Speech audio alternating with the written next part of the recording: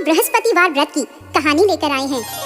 किसी गांव में एक साहूकार रहता था जिसके घर में अन्न, वस्त्र और धन किसी भी चीज की कोई कमी नहीं थी।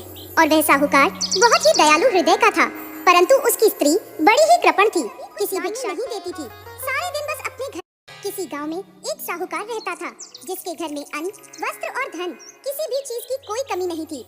और वह साहूकार बहुत ही दयालु हृदय का था, परंतु उसकी स्त्री बड़ी ही कृपण थी, किसी भिक्षार्थी को कभी कुछ दान में नहीं देती थी, सारे दिन बस अपने घर में ही लगी रहती। एक समय एक साधु महात्मा बृहस्पतिवार के दिन उसके द्वार पर आए और भिक्षा की याचना करने लगे। स्त्री उस समय घर के आंगन को लीप रही थी, इस कारण साधु महाराज से कहने लगी, महाराज इस समय तो मैं घर लीप रही हूँ, आपको कुछ नहीं दे सकती, फिर किसी समय आ जाइएगा। साधु ये सुनकर वहाँ से चले गए। कुछ दिनों पश्चात वही साधु महाराज उसके द्वार पर फिर से आए, उसी तरह भिक्षा मांगने लगे।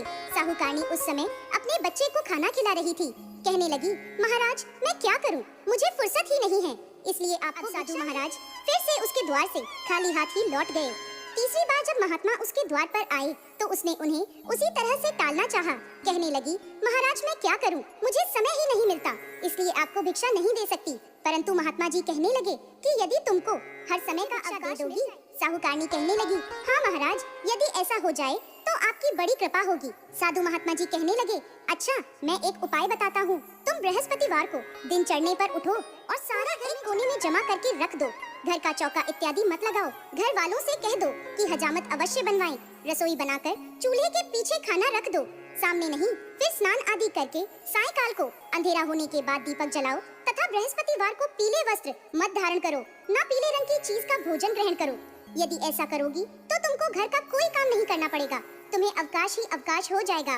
साहूकारनी ने ऐसा ही किया, वह हर बृहस्पतिवार को ऐसा ही करने लगी। कुछ समय बाद उसके घर में खाने को अन्न का दाना भी ना रहा। थोड़े दिनों में वही महात्मा फिर आए, परंतु साहूकारनी ने कहा, महाराज मेरे घर में खाने को अन्न नहीं है, आपको मैं क्या दे सकती हूँ। तब महात्मा ने कहा कि जब तुम्हारे पास सब कुछ था तब भी तुम कुछ नहीं देती थी, अब पूरा अवकाश है तब भी तुम कुछ नहीं दे रही हो, तुम चाहती क्या हो। तब साहूकारनी ने हाथ जोड़कर प्रार्थना करी, महाराज आप कोई ऐसा उपाय बताएं कि मेरे पहले जैसा धन धान्य हो जाए, आप जैसा कहेंगे मैं वैसा ही करूंगी।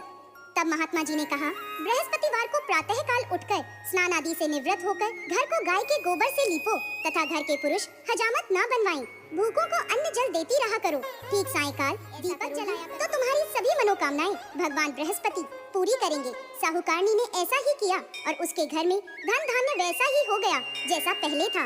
इस प्रकार भगवान बृहस्पति की कृपा से अनेक प्रकार के सुखों को भोग कर वो दीर्घकाल तक जीवित रही। तो दोस्तों कैसी लगी आपको आज की हमारी बृहस्पतिवार व्रत की ये कहानी, भेजिएगा और साथ ही साथ हमारे इस चैनल को सब्सक्राइब करना ना भूलें।